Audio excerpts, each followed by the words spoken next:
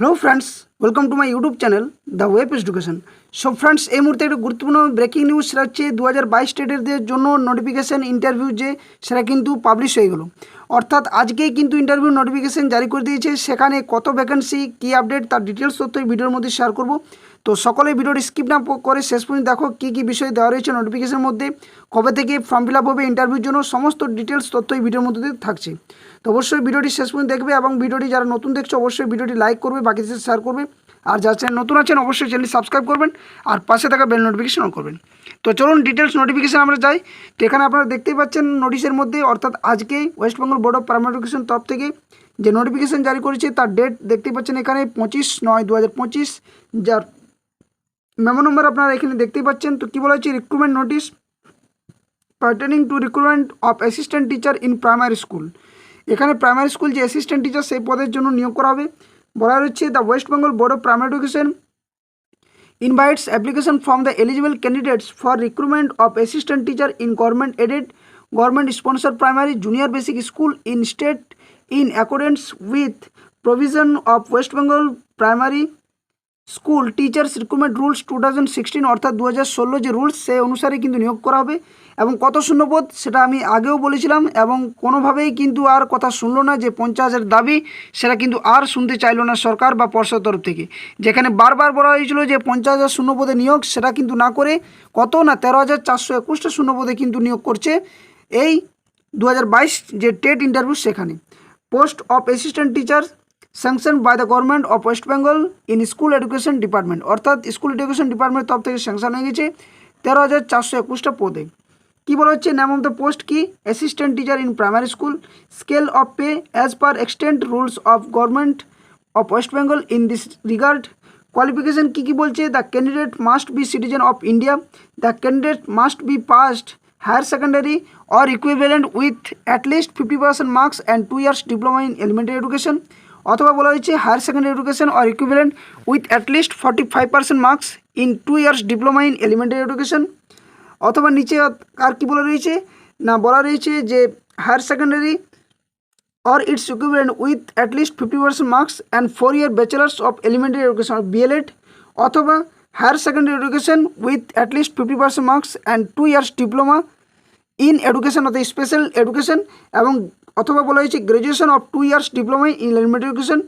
And যেটা বলা রয়েছে সেটা হচ্ছে কি না, বলা রয়েছে টিচার্স এলিজিবিলিটি টেস্ট অর্থাৎ টেট কোয়ালিফাইড করতে হবে, যেটা conduct by the West Bengal board of primary education adhering to the rules of principle set by NCT.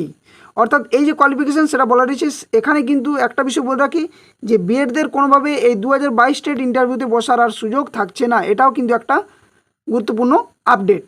এখানে এবার কি বলা হচ্ছে, নিচের দিকে আপনারা দেখতে পাবেন এখানে বিষয়টা যে নোট দিয়ে বলা রয়েছে candidates belong to reserved categories vice candidates belonging to the schedule caste অর্থাৎ এসসিস, schedule tribe, ST, others backward classes, OBCA and OBCB, exempted categories EC, ex serviceman and person with disabilities অর্থাৎ PWD shall be allowed to get relaxation up to 5% in the qualifying marks as per note 6 of rule 6 in West Bengal Board of Primary Education যে rules recruitment সেটা 2016 অনুসারে বলা রয়েছে। এখানে medium of instruction আপনারা দেখতে পাচ্ছেন এখানে, আর বিষয়টা সেরকমভাবে পড়ছি না, যে বিষয়টা এখানে দেওয়া রয়েছে। নিচে এজ রিকোয়ারমেন্ট কী বলা হচ্ছে, মিনিমাম 18 years এবং ম্যাক্সিমাম 40 years বলা রয়েছে।